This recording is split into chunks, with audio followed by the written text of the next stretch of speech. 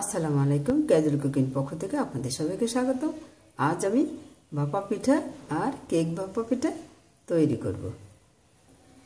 ভাপা পিঠা তৈরি করার জন্য নিতে হবে সিদ্ধ চাল বা ভাতের চাল। এই চাল দিয়ে পিঠা তৈরি করলে পিঠা নরম তুলতুলে হবে ভাপা পিঠাটা।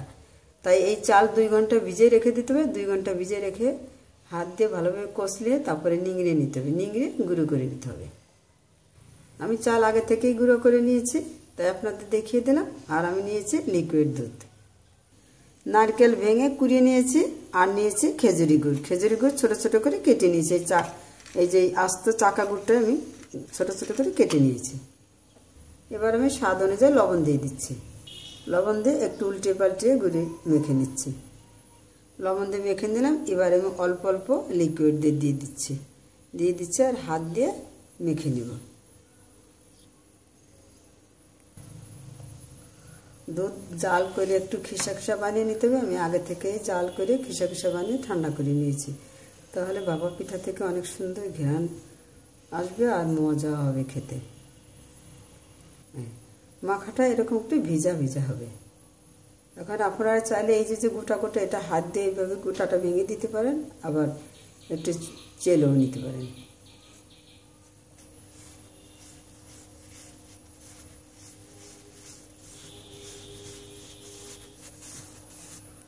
তাহলে গুঁড়িটা অনেক সুন্দর আরও ফোম ফোম হবে। দেখেন অনেক সুন্দর নরম হয়েছে, আবার ফোম ফোম হয়েছে গুঁড়িটা।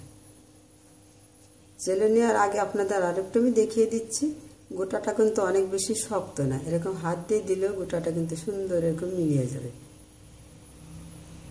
আমি পাশে আর একটা চুলে এরকম পাতলি পানি নিয়ে নেব, জাল বসিয়ে দেবো, আর একটা ছাঁকনি দিয়ে দেবো। আমি একটু ছাঁকনিতে লিকুইড দুধ দিয়ে দিলাম।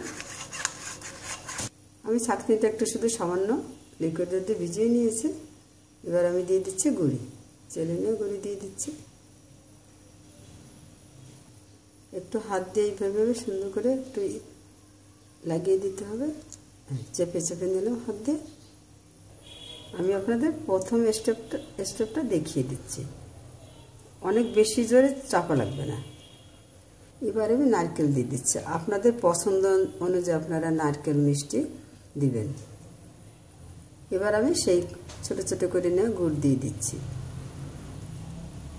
এবার আমি দিয়ে দিচ্ছি গুড় দিয়ে আর একটু নারকেল আমি মেখে নিয়েছি, দিয়ে দিচ্ছি। আমি এই নারকেলটা একটু ঝোলা গুড় দিয়ে মেখে নিয়েছি।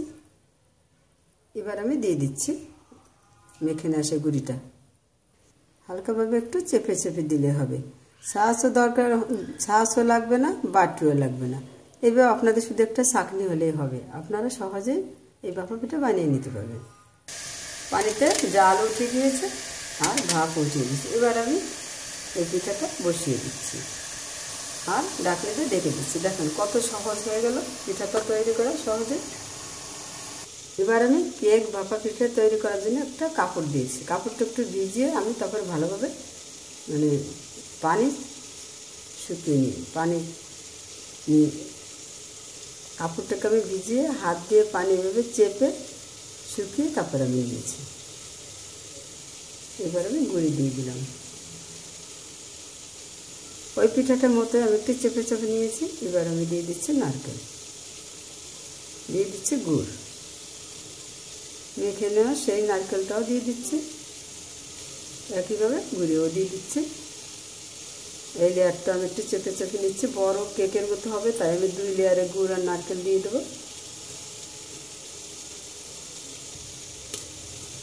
এবার আমি গুঁড়াটা দিয়ে দিচ্ছি, হাত দিয়ে চেপে চেপে দিলাম। আর এবার আমি কাপড়টা একটু উঠিয়ে দিচ্ছি আর অন্য আরও একটা চুলে আমি বসিয়ে দেব। পানিতে জাল উঠিয়ে আমি ছাঁকনিটা বসিয়ে দিয়েছি। এবার আমি ঢাকন দিয়ে ঢেকে দিচ্ছি। আমি 7-8 মিনিট পরে এবার আমি ঢাকনা উঠিয়ে নিচ্ছি।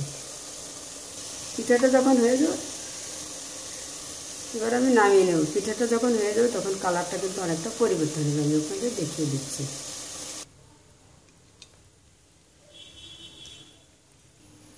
হালকাভাবে একটু হাত দিয়ে এরকম দিলে পিঠাটা নেমে যাবে। এবার আমি বড় পিঠাটা নামিয়ে নেব আরও 5 মিনিট পরে। বড় পিঠাটা হইতে একটু সময় লাগবে। পিঠার সাইজটা বড়, তাই হইতে একটু সিদ্ধ হইতেও সময় লাগবে। 5 মিনিট পরে আমি নামিয়ে নিলাম। একইভাবে আমি এই পিঠাটাও নামিয়ে নেব।